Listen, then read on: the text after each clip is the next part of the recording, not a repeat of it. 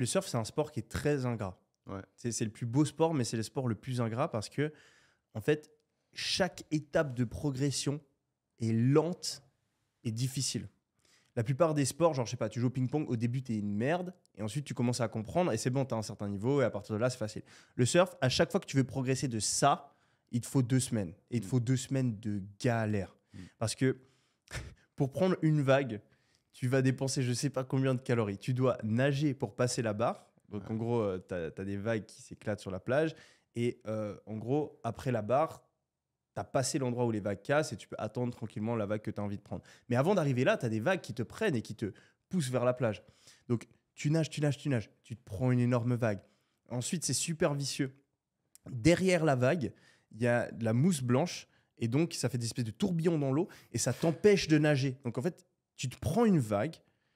Déjà, tu dois passer dessous. Ou alors, si tu sais pas comment faire, tu dois à moitié te noyer dans la vague. Tu te remets sur ta planche, tu nages, mais tu fais du surplace parce qu'il y a ces espèces de tourbillons qui t'empêchent de nager. Tu te reprends une vague, ta ta ta ta ta ta ta ta ta ta ta ta. Suivant le spot, je me souviens, moi, je prenais 30 minutes, donc 30 minutes de galère juste pour pouvoir aller derrière la barre. Ensuite, tu es derrière la barre. T'attends. Et le problème, c'est que dans la majorité des spots de surf, tu as plein de surfeurs. Et ils sont meilleurs que toi. Donc, ils vont avoir la priorité. Parce qu'en fait, suivant le moment où l'endroit où tu es sur la vague, tu as la priorité, donc les autres doivent s'enlever. Du coup, les pros, ils arrivent toujours à se mettre pile au bon endroit et ils sifflent et tu dois dégager. Donc, tu attends pendant super longtemps. À chaque fois que tu prends une vague, il y a quelqu'un qui te la vole. Et la fois où tu arrives à prendre une vague, probablement que c'est une vague de merde parce que sinon, il y aurait eu un gars qui est bon dessus. Il te l'a laissé parce que c'est de la merde.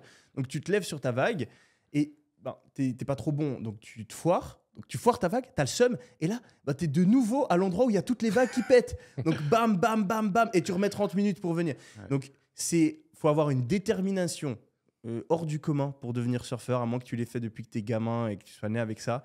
Commencer à surfer quand tu es adulte, il faut être très, très, très, très déter. Mais ça en vaut clairement la peine. Parce que le sentiment, la sensation, quand tu arrives à prendre ta vague, juste avant que tu fasses ton take-off, donc juste avant que tu te lèves, c'est le plus beau truc que tu peux expérimenter. Mieux que le sexe, pour moi. Clairement, clairement. Incroyable. Et le truc qui est ouf aux Maldives, c'est que au moins, il y a quelque chose de positif avec ces prix exorbitants, c'est qu'il y a moins de monde.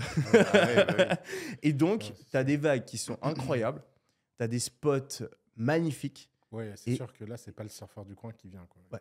J'étais tout seul. J'étais tout seul avec le prof. Je savais même pas qu'il y avait des gens qui surfaient aux Maldives.